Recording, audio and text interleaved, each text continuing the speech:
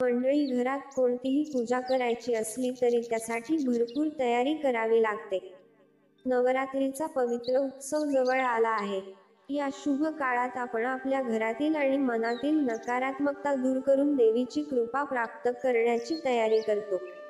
आजच्या या व्हिडिओमध्ये आपण पाहणार आहोत नवरात्रीची सुरुवात होण्याआधी कोणत्या गोष्टी कराव्यात, कोणत्या वस्तू घराबाहेर काढाव्यात आणि घरात कशी काय तयारी करावी याबद्दल संपूर्ण माहिती घेऊया. पण त्याआधी चॅनलला सबस्क्राईब नक्की करा.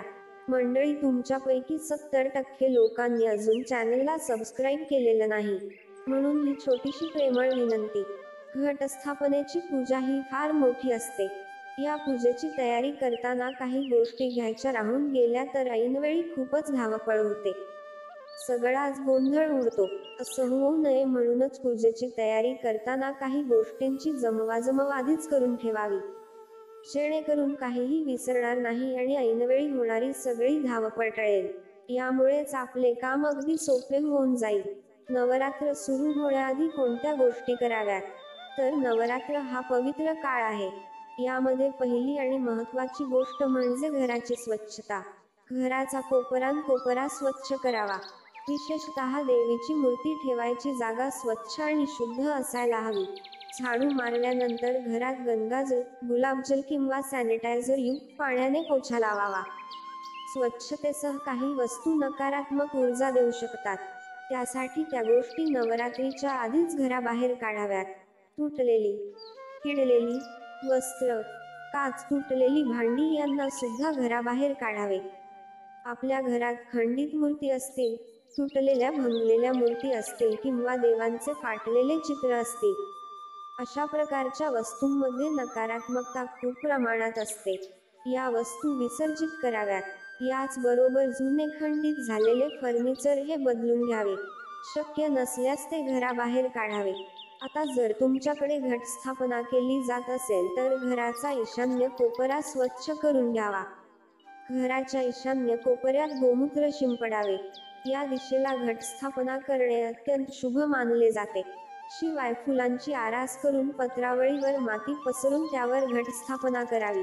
ईशान्य कोपरा हा देवी देवतांना आकर्षून घेतो असं म्हणतात. आता नवरात्रीमध्ये 9 दिवस तुमच्याकडे अखंड ज्योत तेवत ठेवणार असाल तर वास्तूच्या आग्नेय दिशेला ही ज्योत ठेवावी असं सांगितलं जातं. कारण आग्नेय दिशा ही अग्नितत्वाशी संबंधित दिशा मानली गेली आहे. त्यात अखंड दिव्यामुळे आपलं घर उजळून निघतं आणि शिवाय आपलं भाग्य उजळते असं सांगितलं जातं. नवरात्रीच्या वेळी देवीची पूजा विधी अत्यंत महत्त्वाची असते. त्यामुळे पूजा साहित्याची व्यवस्थित तयारी आधीच करून घ्यावी. घटस्थापनेचा योग्य मुहूर्त पाहून घटाची सजावट करण्यासाठी नारळ, सुपारी, हळद, कुंकू आणि देवीच्या नवदुर्गाच्या चित्राची तयारी करून घ्यावी. देवीची मूर्ती असेल तर उत्तम. देवीसाठी नवीन वस्त्र, साडी, लाल किंवा पांढऱ्या रंगाचे विशेष वस्त्र खरेदी करावे. पूजेसाठी पानं, फुलं, फळं, दुर्वा आणि निरांजन यांच्या तयारीसाठी स्थानिक बाजारात जाऊन योग्य वस्तूची निवड करून घ्यावी. आता घरात दररोज धूप, अगरबत्ती आणि गंध दररोज दाखवावा. यामुळे घरातील वातावरण पवित्र आणि सकारात्मक राहतं. कोणतेही धार्मिक स्तोत्र, दुर्गा सप्तशती किंवा देवीच्या आरत्या घरामध्ये सुरू ठेवाव्या. या मंत्रांनी वातावरणात दिव्यता प्राप्त करतं. असं म्हणतात की घरातील सदस्यांनी एकत्र येऊन सकाळी आणि संध्याकाळी देवीची आरती आवर्जून करावी. आता नवरात्रीमध्ये देवीच्या पूजेचा मुख्य भाग असतो देवीचे स्थान. घटस्थापना करण्याआधी आपण देवघर सगळे देव व्यवस्थित स्वच्छ करून ठेवावेत. यामुळे स्वच्छ केलेल्या देवांच्या मूर्ती व मूर्तीच्या खाली टाकायचे आसन असतील तर देवांचे काही दागिने, रांगोळीचे डबे, रंग असं सगळं देवघराजवळ आणून ठेवावं. देवीची स्थापना करण्यासाठी पूर्व किंवा उत्तर दिशेला खास ठिकाण निवडावं. हे ठिकाण शुद्ध करून स्वच्छ आणि देवघराच्या जवळ असावं. फक्त घटस्थापना केली जात असेल किंवा फक्त ज्योत लावली जात असेल तर योग्य त्या दिशेची निवड करावी. देवीच्या मूर्तीला सुंदर मंडप फुलांनी सजवा. या मंडपात आकर्षक दिवे लावावेत ज्यामुळे वातावरण भक्तिमय बनू शकतं. पूजेसाठी फुलं काढून ठेवावीत. काही फुलांच्या पाकळ्या करून ठेवाव्यात. घटात माळ सोडायची असेल तर ती आधीच करून ठेवावी. आता मातीमध्ये टाकण्यासाठी आपल्याला घरातल्या परंपरेनुसार गहू किंवा पंचधान्य, 5 फळं किंवा केळी असं सगळं एका ताटात तयार करून ठेवावं, जेणेकरून ऐनवेळी खूपच धावपळ होणार नाही. आता नवरात्रीच्या काळामध्ये अनेक जण उपवास करतात. प्रत्येकासाठी आवश्यक असलेले फराळाचे पदार्थ साबुदाणा, राजगिरा, शेंगदाणे, गोड पदार्थ यांची सुद्धा पूर्वतयारी करून ठेवावी. उपवासाच्या दिवशी देवीच्या आरतीनंतर संध्याकाळी फलाहार करावा. प्रत्येक घराच्या परंपरेनुसार नैवेद्य वेगवेगळा दाखवला जातो. त्यामुळे आपल्या घरची परंपरा जशी आहे त्यानुसार नैवेद्याची तयारी करून ठेवावी.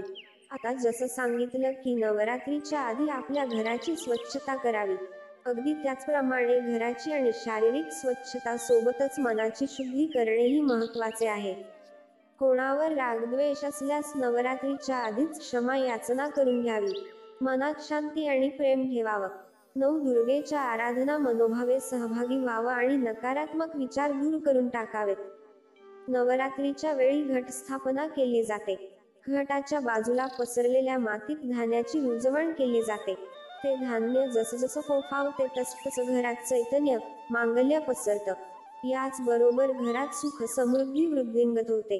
अशा सकारात्मक ऊर्जेसाठी घरातील नकारात्मक ऊर्जा दूर करणं महत्त्वाचं ठरतं. ती दूर केली तरच सकारात्मक ऊर्जेचा प्रवेश आपल्या वास्तूत होऊ शकतो. यासाठी वास्तुशास्त्राने दिलेले उपाय सुद्धा केले जाऊ शकतात. ते पुढील प्रमाणे: नवरात्रीचे 10 दिवस आपल्या वास्तूच्या मुख्य दरवाजावर कुंकवाने स्वस्तिक रेखाटले व त्याचबरोबर आम्र, पल्लव किंवा झेंडूची तोरण लावावी. ते शक्य नसेल तर आंब्याची डहाळी लावावी. प्रवेशद्वारावरील या खुणा आपल्या वास्तूमध्ये आनंद, चैतन्य आणि मांगल्य आणतात असं सांगितलं जातं. तर मंडळी, ही होती नवरात्रोत्सवाची तयारी करण्यासंबंधित काही महत्त्वपूर्ण माहिती.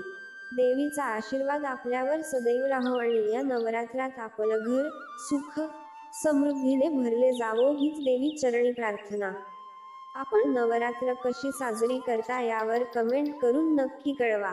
तुम्हाला हा व्हिडिओ आवडला असल्यास लाईक करा, शेअर करा आणि आपल्या मित्रपरिवाराला देखील पाठवा.